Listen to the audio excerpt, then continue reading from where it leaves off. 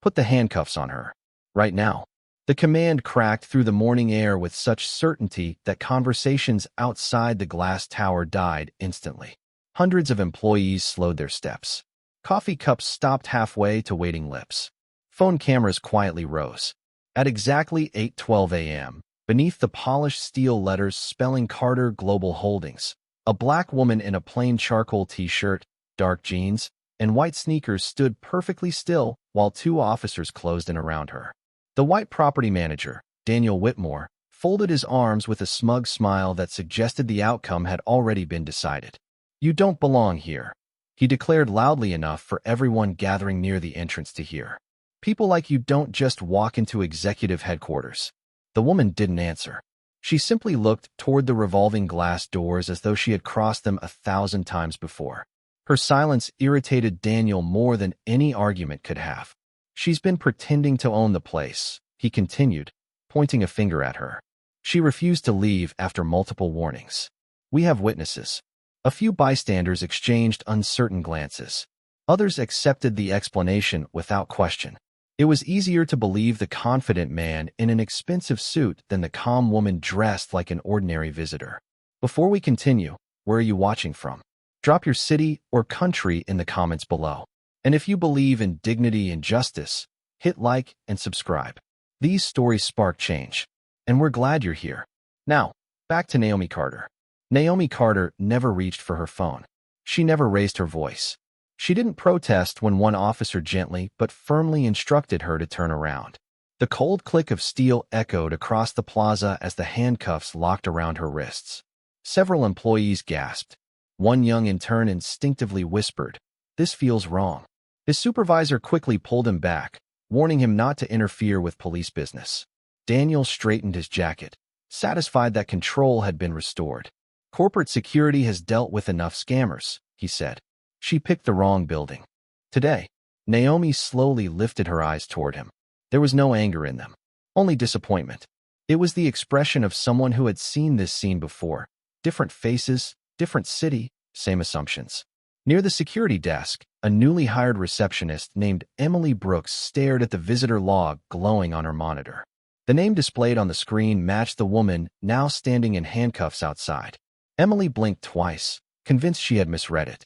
Before she could say anything, another supervisor quietly reached over and minimized the window. "Stay out of it," he muttered. "Management already handled this." Emily looked back toward the entrance, her heartbeat quickening. Something about the entire situation refused to make sense.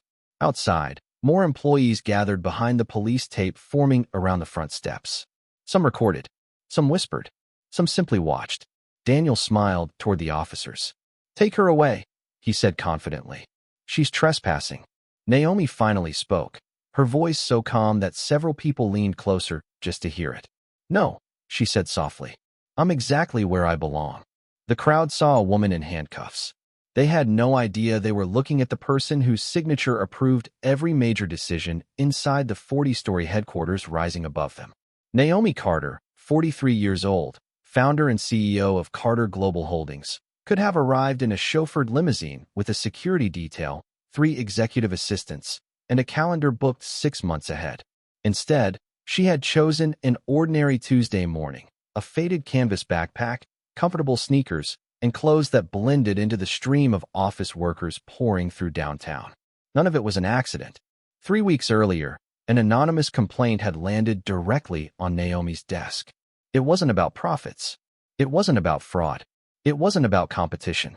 It described something far more dangerous, a culture where appearances determined respect before credentials were ever checked. The complaint mentioned visitors being questioned more aggressively if they looked poor, Black professionals being mistaken for delivery drivers, and security. Reports filled with vague phrases like suspicious appearance, without evidence to support them. Most executives would have forwarded the report to Human Resources and requested a summary by Friday. Naomi had learned long ago that spreadsheets rarely revealed what people did when they believed nobody important was watching. So she designed a different kind of audit. Only 2 people knew about it: her executive assistant, Rachel Brooks, and the company's general counsel, Michael Reynolds. At exactly 7:45 that morning, Rachel had asked one final time whether Naomi wanted security notified in advance. Naomi smiled as she poured coffee into a plain paper cup. No, she answered. If they know I'm coming, they'll pass the test before it begins. Rachel hesitated. And if someone recognizes you? Naomi simply shrugged. Then today ends quietly. She never imagined recognition would be the smallest problem. The city was just beginning to wake when she stepped out of a rideshare 2 blocks away from headquarters.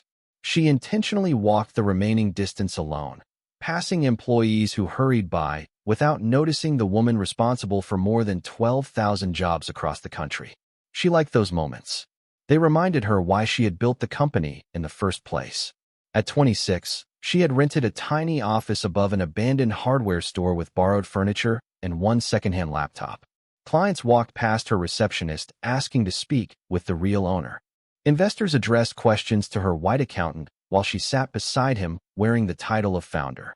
Even after closing her first 8-figure acquisition, hotel clerks still asked whether she belonged in executive lounges. Bank managers still questioned where her money came from. Success had changed the size of her office, but not always the assumptions people made before hearing her name. That was precisely why today's audit mattered. If bias still lived inside the walls of the company she had built, she wanted to see it with her own eyes before another employee or visitor experienced it alone.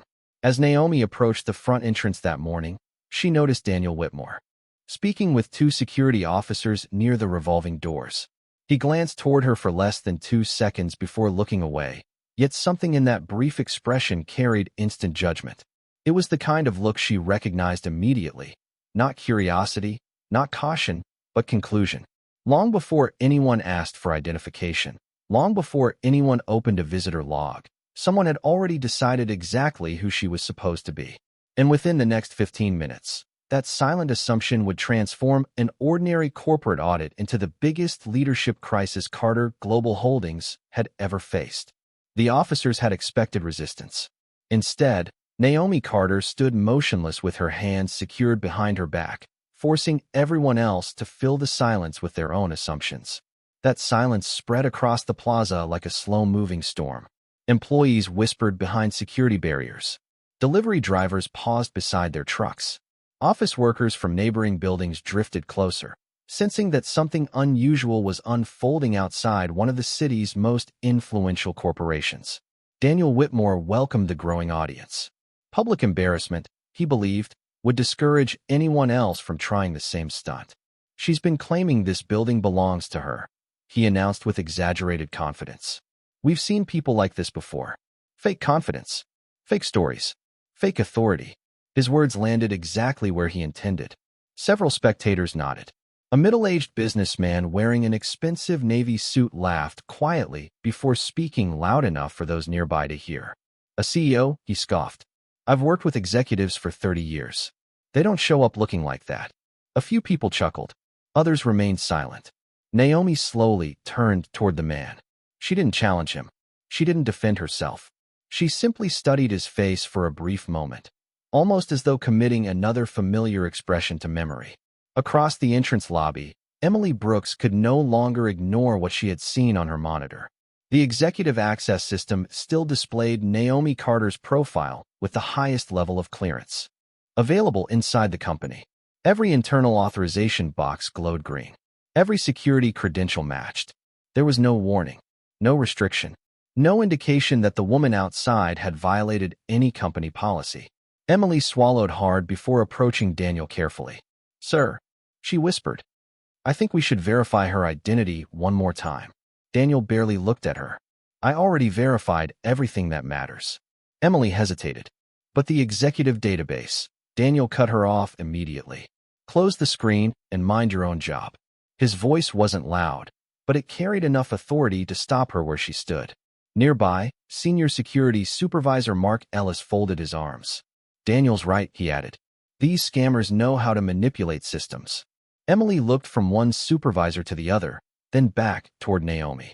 Nothing about the woman outside resembled panic. Most innocent people argued. Most guilty people ran. Naomi didn't either. She simply waited. That calm unsettled Emily more than anything Daniel had said. Outside, one of the officers adjusted the handcuffs and asked politely, Ma'am, do you have any identification? Before Naomi could answer, Daniel stepped between them. "Don't waste your time," he interrupted. She already refused to cooperate.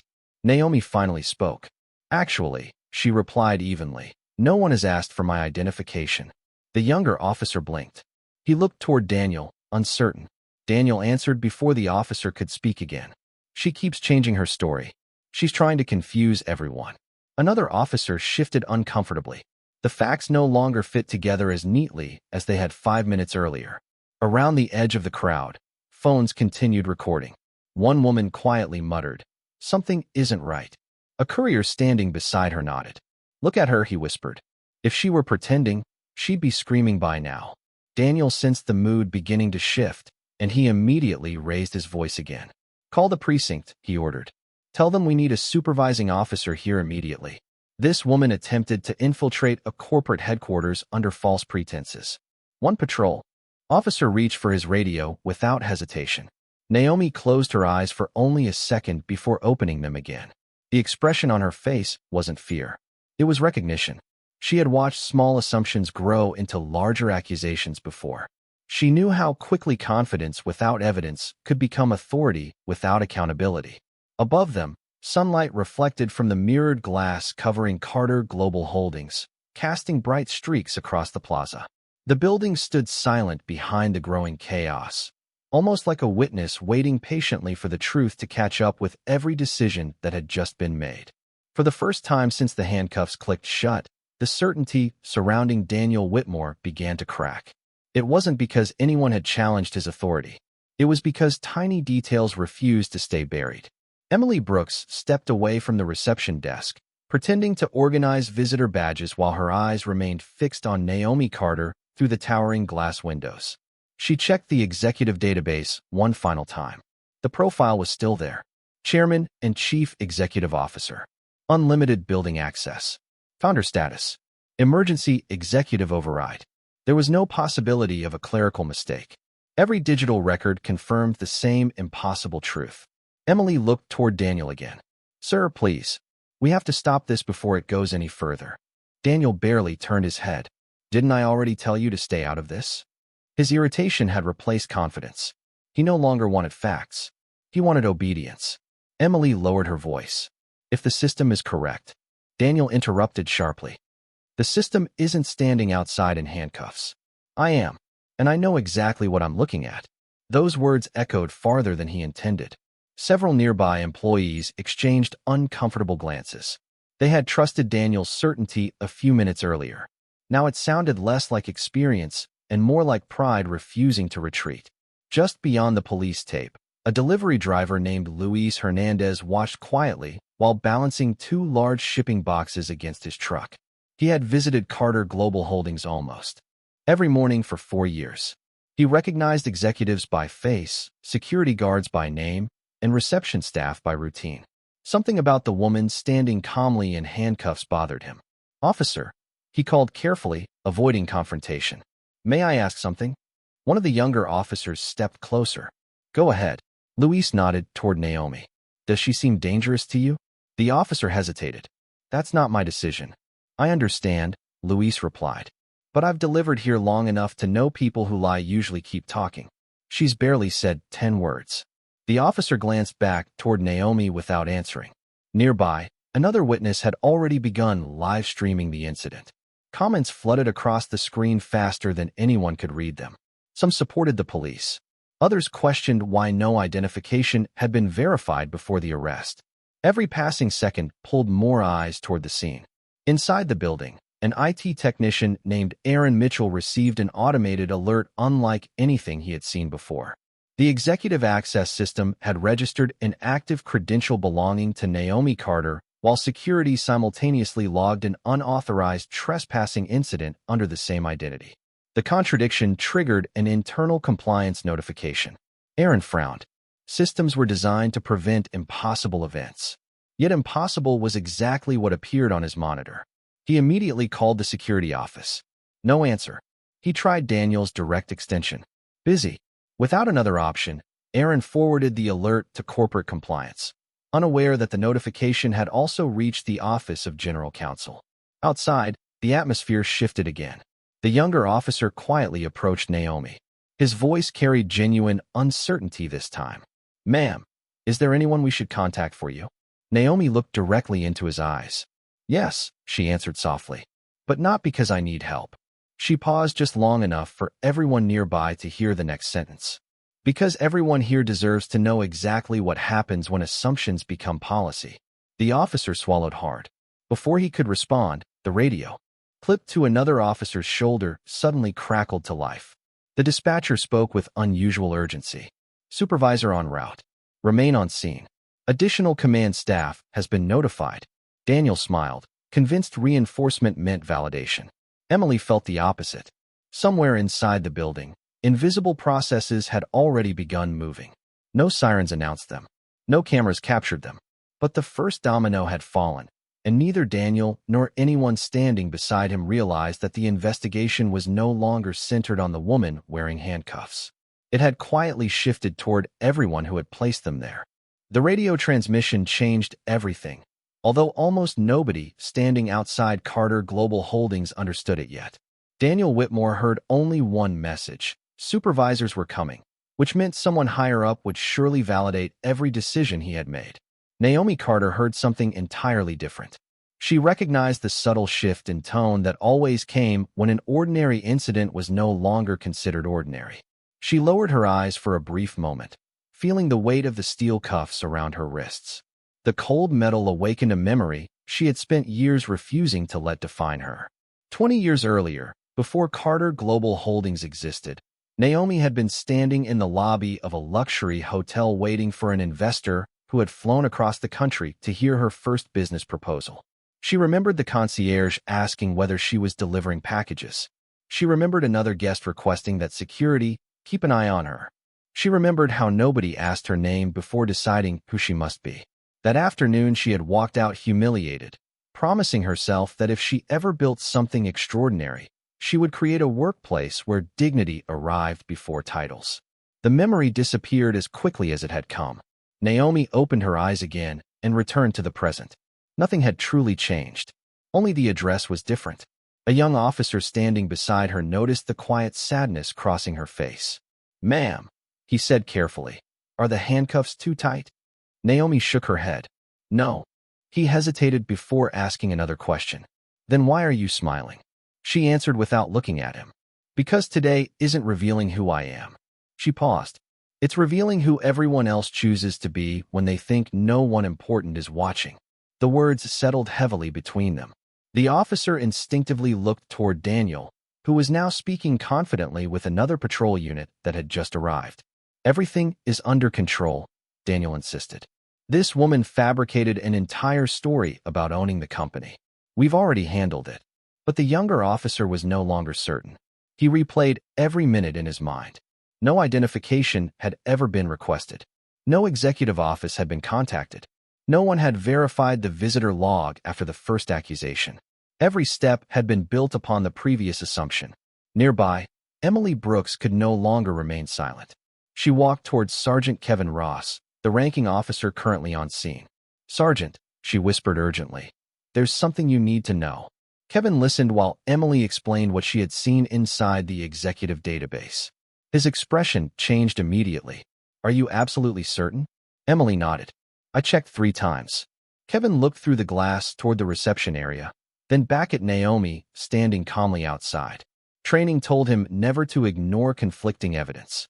Experience told him that public scenes often became more complicated than they first appeared.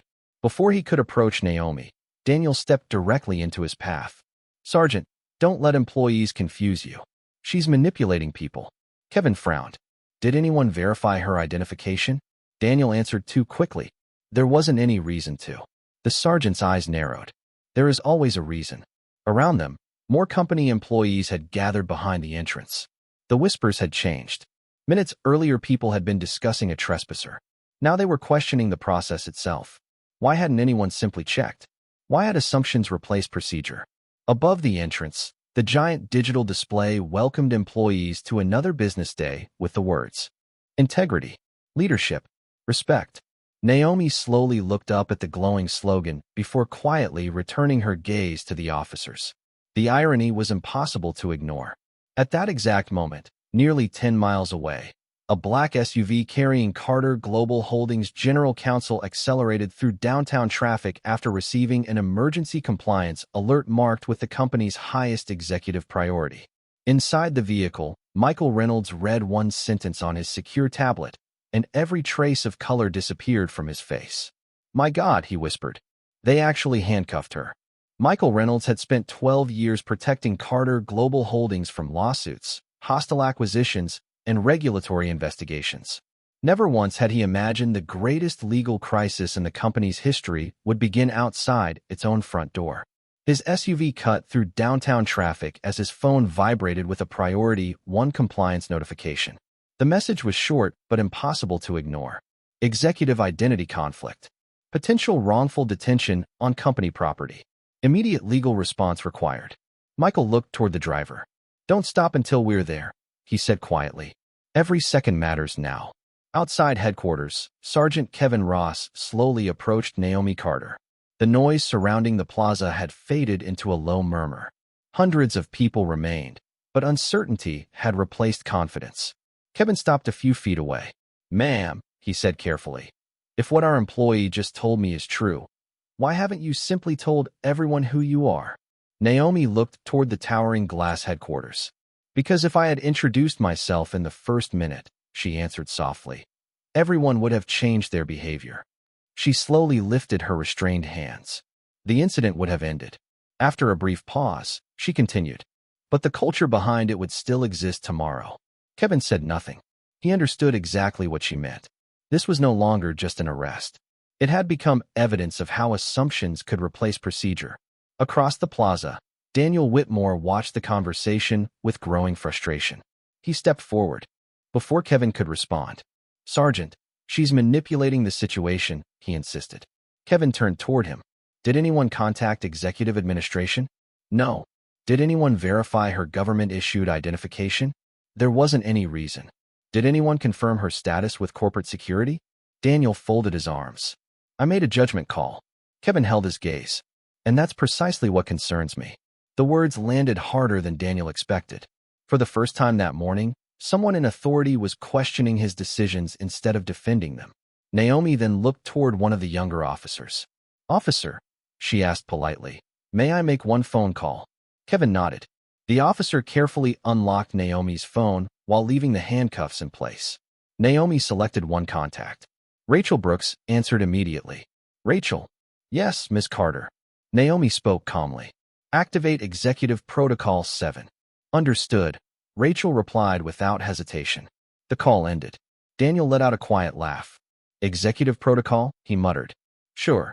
But inside Carter Global Holdings, Rachel did not notify the board. That wasn't how the company handled executive emergencies. She immediately contacted Michael Reynolds, the general counsel, followed by corporate compliance and executive security. Within seconds, the crisis response team began assembling according to established company procedure.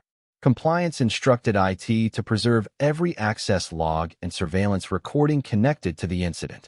Executive security ordered that all electronic records be frozen to prevent alteration while investigators responded.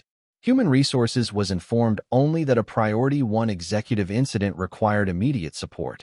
Meanwhile, Michael authorized preliminary legal preservation measures before leaving for headquarters. Only after the crisis response team had been activated did Rachel send a secure advisory to the chair of the board and the independent directors, informing them that an emergency executive meeting would be required as soon as verified facts were available. Inside the building, employees noticed unusual activity. Several executives quietly left scheduled meetings. Corporate security personnel began moving toward the lobby. IT administrators received preservation instructions, but no explanation. Nobody knew exactly what had happened. They only sensed that something significant was unfolding behind the scenes. In the distance, a convoy of black SUVs turned onto the avenue leading toward Carter Global Holdings. Their steady approach caught the attention of dozens of bystanders. Daniel smiled, convinced corporate leadership was arriving to validate his decisions. Naomi watched the same vehicles in complete silence. She knew exactly who was inside them. Within minutes, the question would no longer be whether she belonged in the building. The only question left would be who still belonged representing it. The convoy stopped so abruptly that every conversation outside Carter Global Holdings came to an instant halt. 4 black SUVs lined the curb in perfect formation. Their doors opened almost simultaneously. Attorneys, senior executives, compliance officers, and corporate security personnel stepped onto the sidewalk without saying a word. They moved with purpose, not panic. Michael Reynolds was the first to reach the police tape. His eyes searched the crowd until they landed on Naomi Carter, standing quietly with handcuffs around her wrists. He stopped walking. For a brief second, he simply stared. Then he closed his eyes, took one slow breath, and whispered to himself, "We're too late." Without waiting for permission, Michael crossed the police barrier and walked directly towards Sergeant Kevin Ross. "I'm Michael Reynolds," he said, producing his credentials. "General Counsel for Carter Global Holdings. I need those handcuffs removed immediately." Daniel Whitmore stepped forward before Kevin could answer. Finally, Daniel said confidently, "I'm glad corporate is here. This woman has been pretending to own the company all morning." Michael slowly turned his head toward Daniel. The expression on his face was neither angry nor confused. It was disbelief. "Pretending," he repeated quietly. Daniel nodded. "Exactly. She claimed this building belongs to her." Michael looked back at Naomi, then back at Daniel. "It does." Silence swept across the plaza. Daniel blinked. "Excuse me." Michael spoke more clearly this time. "This building belongs to Carter Global Holdings. Carter Global Holdings belongs to Naomi Carter." Nobody moved. Nobody even seemed to breathe. Daniel laughed once, expecting someone else to join him. Nobody did. Emily Brooks lowered her head, already knowing what was coming. Sergeant Kevin Ross looked toward Naomi, then toward Michael. "You're telling me?" Michael interrupted gently. "No, Sergeant. I'm telling everyone." He turned so his voice carried across the growing crowd. "The woman standing in handcuffs is Naomi Carter, founder, chief executive officer, chairwoman of the board, majority owner of this corporation, the individual whose authorization controls every executive office inside this building." The words echoed against the glass facade. Phones that had been recording the incident remained perfectly still.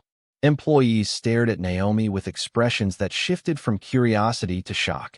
One man quietly removed the company badge hanging around his neck as if it had suddenly become too heavy to wear.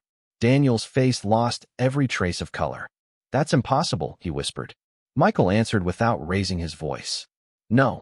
What was impossible was believing none of you thought to verify her identity before placing her in handcuffs." At that exact moment, another police vehicle pulled to the curb. The police chief stepped out, responding personally after receiving multiple escalating reports from dispatch. Chief Robert Hayes walked briskly toward the scene, expecting a routine briefing. Instead, his eyes met Naomi Carter. He stopped so suddenly that the officers behind him nearly walked into his back. He recognized her instantly. 2 months earlier, they had stood together at a city scholarship ceremony funded by the Carter Foundation. Last winter, she had personally donated emergency equipment to his department after severe storms damaged municipal resources. The chief slowly looked from Naomi's restrained hands to Sergeant Ross, then to Daniel Whitmore. His expression froze.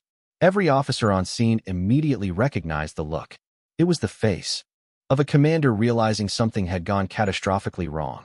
Without taking another step, Chief Hayes spoke only 4 words, each one colder than the last. "Who ordered this arrest?" No one answered. Daniel opened his mouth, but no sound came out. The silence that followed was louder than every accusation made that morning. For the first time since the handcuffs clicked shut, the people standing outside Carter Global Holdings understood they were no longer witnessing the detention of a stranger. They were witnessing the collapse of every assumption that had created it.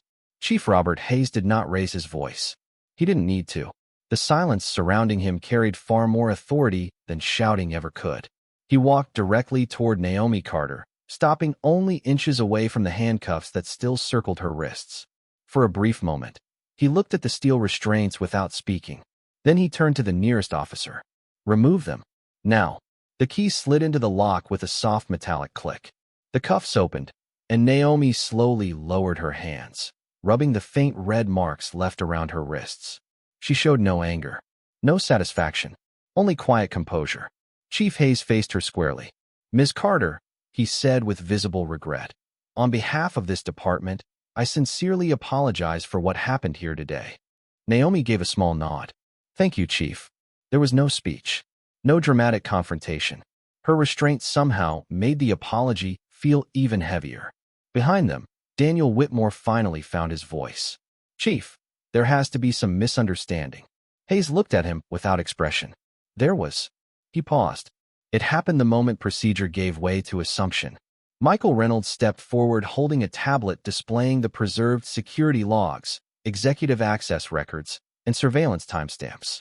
Chief, he said, under our legal preservation protocol, every access log, camera recording, dispatch record, and internal communication connected to this incident has already been secured. Nothing from this morning can be altered or deleted. Daniel's shoulders dropped. He suddenly realized every decision, every statement, and every instruction had become part of an official record. Corporate Compliance Director Angela Morris then approached with Executive Security Director Thomas Grant beside her. Angela spoke calmly. Mr. Whitmore, under the authority of Executive Security and Corporate Compliance, your building access privileges are suspended effective immediately pending the outcome of the internal investigation. Almost instantly, Daniel's employee badge emitted a short electronic tone. The green access light disappeared, replaced by a flashing red indicator. Thomas Grant checked his tablet before nodding to two executive security supervisors. Mr. Whitmore, he said professionally, please come with us. You'll have an opportunity to respond during the investigation, but you no longer have authorization to access company-controlled areas. They did not grab him. They did not handcuff him. They simply escorted him away according to company policy. Nearby, Sergeant Kevin Ross turned toward every officer involved in the detention.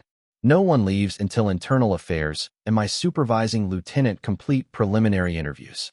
Body camera footage, radio traffic, and written reports will all be preserved. Every officer acknowledged the order without objection. Emily Brooks remained near the entrance, still struggling with everything she had witnessed. Naomi walked toward her. Emily lowered her eyes. I'm sorry, she whispered. I should have spoken sooner. Naomi smiled gently. You spoke when it mattered. Emily looked up. Naomi continued. Courage isn't measured by whether people listen. It's measured by choosing to speak when remaining silent would be easier. Tears filled Emily's eyes. Around them, the crowd watched a very different scene from the one they had expected. Earlier that morning, they believed they were witnessing the arrest of a trespasser. Now they were watching accountability unfold through policy instead of emotion. The same phones that had recorded Naomi in handcuffs were now recording investigators documenting evidence, executive security enforcing corporate procedures, and supervisors quietly accepting responsibility for their actions. There were no cheers, no celebration. Justice rarely arrived with applause. More often, it arrived through careful investigation, documented facts, and institutions finally doing what they were designed to do. Michael Reynolds quietly informed Naomi that the crisis response team had completed its preliminary assessment and that the board had been formally notified. An emergency board meeting would begin within the hour after the initial findings were presented. Naomi nodded before looking toward the entrance where hundreds of employees remained standing in silence. Above the revolving doors, the company's three values still glowed across the digital display: integrity, leadership, respect. Naomi studied them for a long moment before speaking softly to Michael. Leave them exactly where they are. He understood immediately. Those words no longer represented a slogan. They had become a standard the entire company would now be required to live up to. 1 week later, the front entrance of Carter Global Holdings looked exactly the same, yet everything about it had changed. Employees still crossed the polished plaza carrying coffee cups and laptops. Security officers still welcomed visitors at the revolving doors. The company logo still reflected the morning sun across the glass facade. But no one who had witnessed that Tuesday morning could ever stand in that place again without remembering the sound of handcuffs closing around the wrists of the woman who had built it all. Naomi Carter stood before hundreds of employees gathered in the main atrium. Every office floor had joined the company-wide meeting.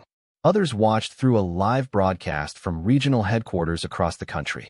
Behind Naomi, the giant display screen no longer showed quarterly earnings or growth projections. Instead, It displayed 3 simple words that had remained untouched since the incident: integrity, leadership, respect. Naomi looked across the room before speaking. Many people have asked why I never told anyone who I was. The room remained completely silent. The answer is simple, she continued. Because respect that depends on a title is not respect. It is recognition. And the two are not the same. Several employees lowered their eyes. Others nodded slowly as the meaning settled in. Naomi took another step forward. Last Tuesday was never intended to become a public crisis. It was supposed to be a quiet leadership audit. Instead, it revealed something far more important than any financial report ever could. She paused, allowing the silence to carry the weight of her words. It showed us what happens when appearance replaces procedure, when assumptions replace facts, and when confidence is mistaken for truth. No one applauded. No one interrupted. Every person in the room understood that this speech was not about blame. It was about responsibility. Naomi continued, "Some people who made mistakes that day are no longer with this company. Others remain because investigations showed they followed policy with honesty and integrity. And some people, despite having very little authority, demonstrated extraordinary courage simply by asking one additional question." Emily Brooks sat quietly among hundreds of employees. She never expected Naomi to look directly toward her. "Emily," Naomi said gently, "would you please stand?" Emily hesitated before rising to her feet. Naomi smiled. "You reminded all of us that doing the right thing does not require the highest position in the room. It only requires the courage to speak when silence is easier." The auditorium filled with sincere applause, not because anyone had been instructed to clap, but because they wanted to. Emily's eyes filled with tears as she slowly sat down again. Naomi returned her attention to the audience. "Effective today, every employee, from our newest receptionist to every executive, including me, will complete the same annual dignity, bias awareness, and procedural accountability training. No exceptions. Leadership begins with example." Michael Reynolds watched quietly from the front row. He knew Naomi could have spent the week defending her reputation before television cameras or filing public accusations against everyone involved. Instead, she had chosen to rebuild the culture that had allowed the incident to happen. That decision, he realized, explained why thousands of people willingly followed her leadership. Naomi concluded with the same calm voice she had carried from the beginning. The handcuffs were removed within minutes. The assumptions behind them may take much longer to remove. But that work begins today. She looked once more at the 3 words glowing above the stage. Never wait for someone to prove they deserve dignity before you choose to give it. Because the greatest measure of character is not how we treat people after learning who they are. It is how we treat them before we know anything at all. The audience rose together in quiet applause as Naomi stepped away from the podium. Outside, beyond the glass walls of the headquarters she had built from nothing, another ordinary morning unfolded across the city. People hurried to work.